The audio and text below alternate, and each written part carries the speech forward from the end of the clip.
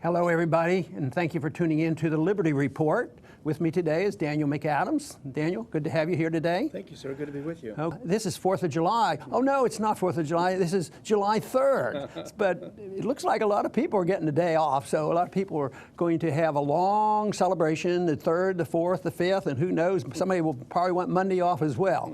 But anyway, we are going to talk about that because not only is it an important day in our history, it was an important day for all of history, the shot that was heard around the world, and you know, it ushered in a special age, and we still celebrate this. But you know, I have a little problem. I love the celebration of what our founders stood for and why they did not like the British rule. But then again, I come across with a little bit of sadness because I'm looking at what's happening today. And things aren't going all that well. There's a lot of problems. It looks like we're undoing so much, you know, what has gone on. And I know you've looked at this a good bit about some of our problems, you know, both domestic and foreign. But what kind of comparisons would you make today compared to what the founders and the colonists were fighting against in the British? Well, you know, at its essence, really, the revolt against the British was a tax revolt, taxation without representation. But, you know, I don't know if we had a graphic showing the levels of taxation, the types of taxation under King George versus, unfortunately, what we have today. And it's, you know, I think it's something like 1% to 2% on a certain couple of items.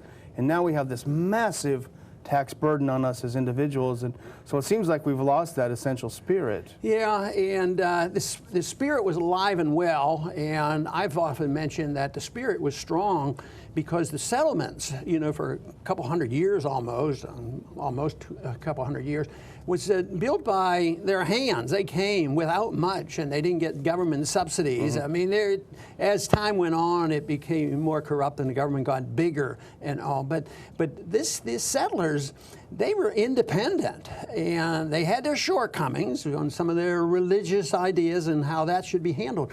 But they were self-sufficient. They took care of themselves. So I could understand why that group of individuals would resent, you know, this over-intrusiveness of the federal government.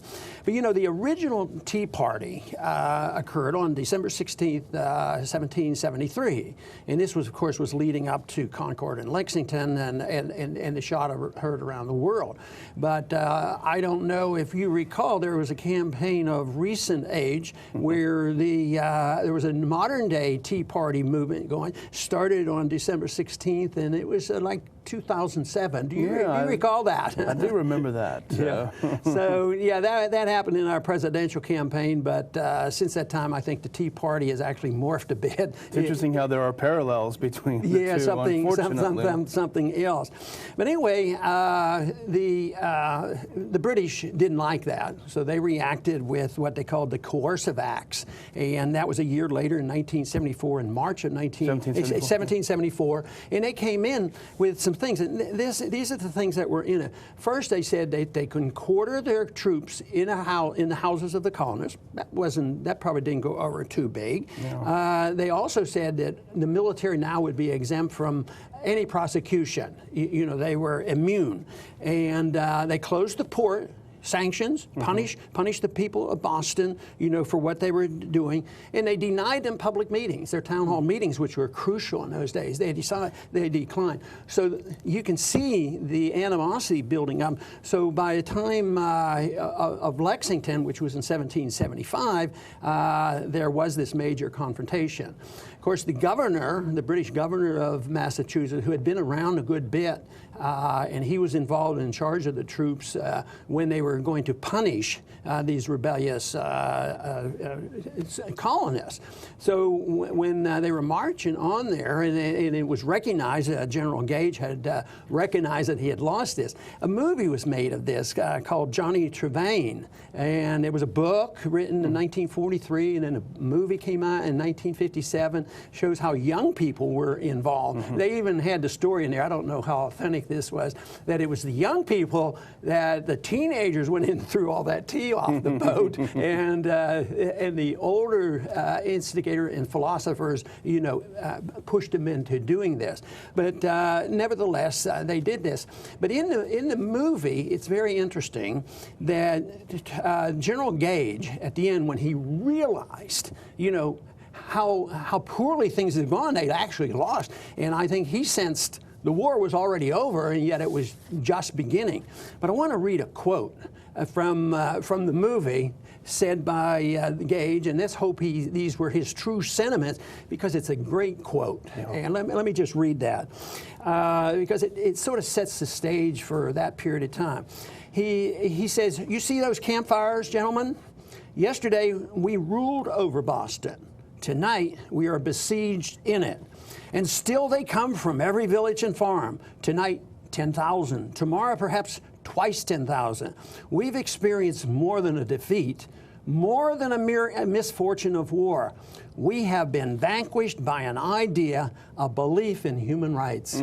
So that of course, is something that we have talked about, for a long time.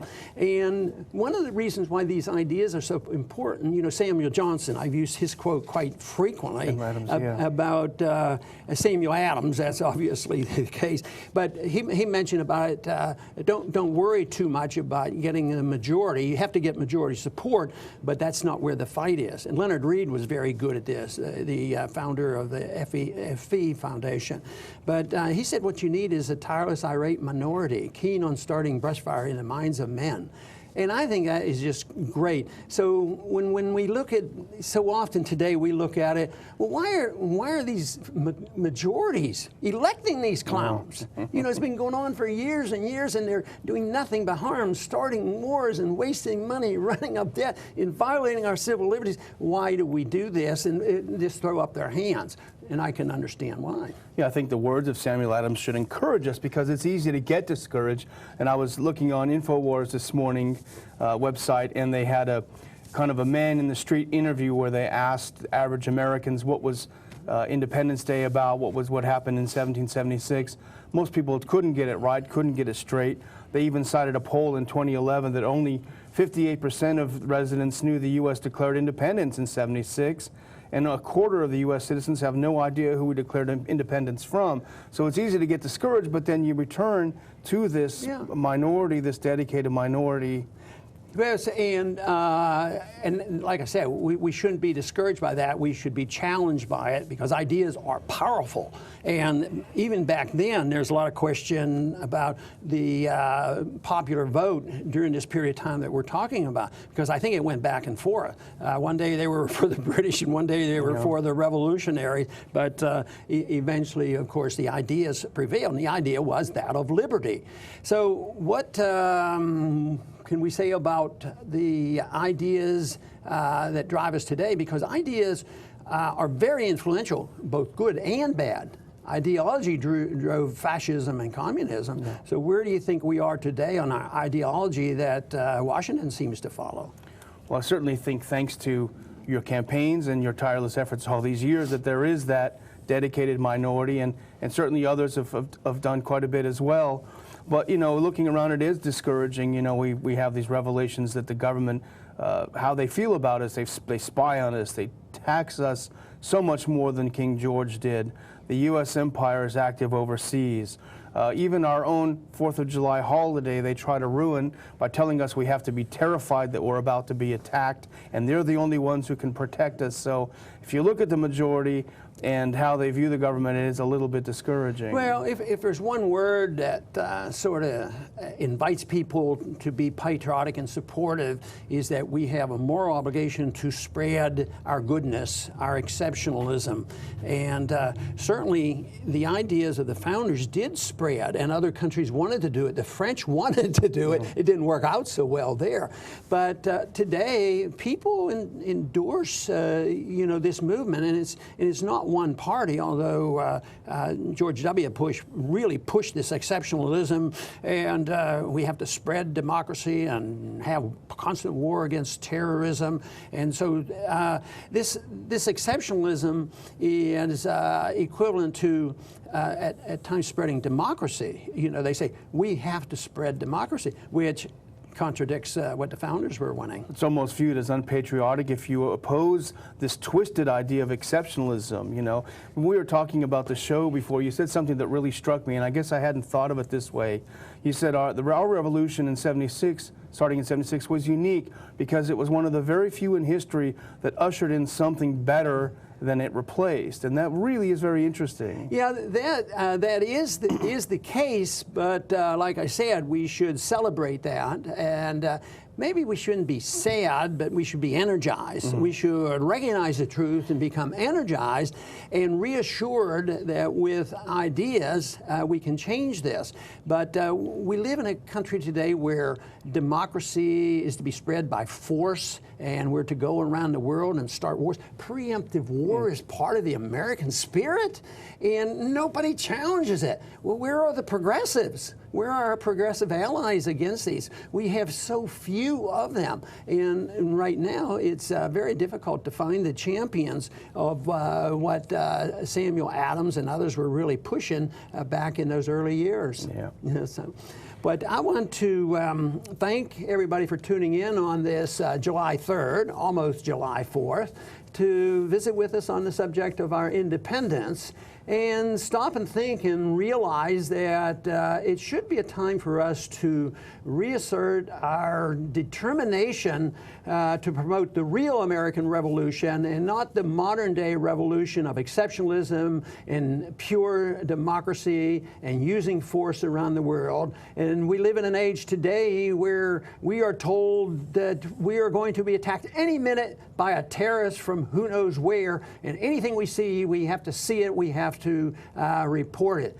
At the same time, from my viewpoint, the greatest threat to us comes from our own government. Our own government spying on us, taxing us to death, regulating us, controlling our children, and on and on. I believe the conditions are manyfold worse than they were when the American spirit of liberty challenged the British Empire. But we don't have a British Empire to challenge. We have ourselves to challenge, and that challenge has to be ideological. The ideas of liberty are firm, and the people understand it, and we have a tool to spread it. So let us be thankful that we have this opportunity. So far, they may spy on our meetings, but they haven't closed our meetings down yet. So keep up the spirit of liberty, and I'm sure some good things can come from it. I want to thank everybody for tuning in today to the Liberty Report, and please return soon.